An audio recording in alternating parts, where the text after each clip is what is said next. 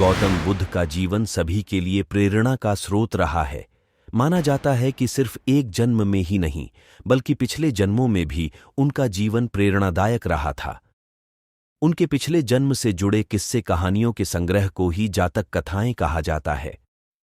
दरअसल बुद्धिज्म के धर्म ग्रंथ त्रिपिटक के एक हिस्से को ही जातक कथा कहा जाता है, जिसमें कहानियों के माध्यम से जीवन के पाठ पढ़ाने की कोशिश की गई है। स्कूल में बच्चों को शिक्षा देने के लिए भी जातक कथा शामिल की गई है।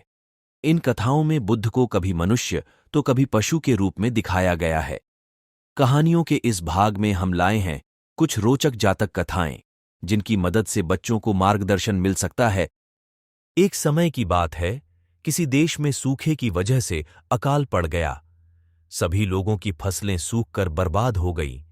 उस देश के लोग खाने पीने के लिए तरसने लगे। ऐसी मुश्किल घड़ी में बेचारे कौवों और अन्य पशु पक्षियों को भी रोटी या खाने के टुकड़े नहीं मिल रहे थे। जब कौवों को काफी दिनों से कुछ खाने के लिए नहीं मिला, तो वे भोजन की खोज में जंगल ढूंढने लगे। जंगल पहुंचने पर एक कौवा कौवी की जोड़ी एक पेड़ पर रुके और वहीं पर अपना बसेरा बना लिया। उसी पेड़ के नीचे एक तालाब था। उस तालाब में पानी में रहने वाला एक कौवा रहता था।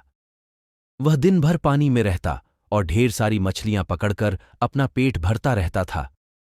जब पेट भर जाता था, तब वह पानी में खेलता भी था।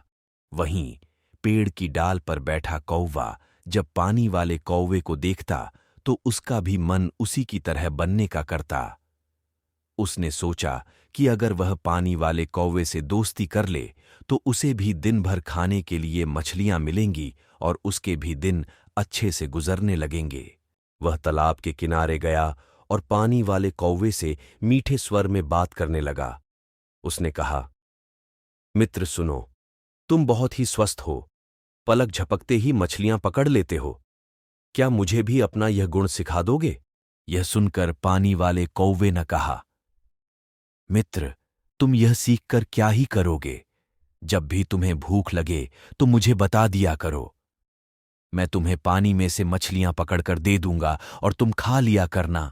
उस दिन के बाद से जब भी कौवे को भूख लगती, वह पानी वाले कौवे के पास जाता और उससे ढेर सारी मछलियां लेकर खाता। एक दिन उस कौवे ने सोचा कि पानी में जाकर बस मछलियां ही तो पकड़नी हैं। यह काम वह खुद भी कर सकता है। आखिर कब तक वह उस पानी वाले कौवे का एहसान लेता रहेगा? उसने मन में ठाना कि वह तालाब में जाएगा और खुद अपने लिए मछलियां पकड़ेगा। जब वह तालाब के पानी में जाने लगा, तो पानी वाले कौवे ने उससे फिर कहा, मित्र, तुम ऐसा मत करो। तुम्हें पानी में मछली पकड़ना नहीं आता है। इस वजह से पानी में जाना तुम्हारे लिए जोखिम भरा हो सकता है। पानी वाले कौवे की बात सुनकर पेड़ पर रहने वाले कौवे ने घमंड में कहा, तुम ऐसा अपने अभिमान की वजह से बोल रहे हो। मैं भी तुम्हारे जैसा पानी में जाकर मछलियां पकड़ सकता हूं, और आज मैं ऐसा करके साबित भी कर दूंगा। इतना कहकर उस कौवे ने तालाब के पानी में छपाक से छलांग लगा दी। अब तालाब के पानी में काई जमी हुई थी, जिसमें वह फंस गया। उस कौवे को काई हटाने या उससे बाहर निकलने का कोई अनुभव नहीं था। उसने काई में अपनी चोंच मारकर उसमें छेद करना चाहा। इसके लिए जैसे ही उसने अपनी चोंच काई में ढंसाई, उसकी चोंच भी काई में फंस गई। काफी प्रयास करने के बाद भी वह उस काई से बाहर न निकल सका और कुछ देर बाद पानी में दम घुटने की वजह से उसकी मृत्यु हो गई। बाद में कौवे को ढूंढते हुए कौवी भी तालाब के पास आई।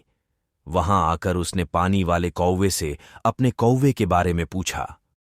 पानी वाले कौवे ने सारी बात बताते हुए कहा, मेरी नकल करने के चक्कर में उस कौवे ने अपने ही हाथों से अपने प्राण धो लिए। इस कहानी से हमें यह सीख मिलती है कि किसी के जैसा बनने का दिखावा करने के लिए भी मेहनत करने की जरूरत होती है। अहंकार बहुत बुरा होता है। इसी प्रकार के वीडियो देखने के लिए इस चैनल को सब्सक्राइब करना न भूलें। धन्यवाद।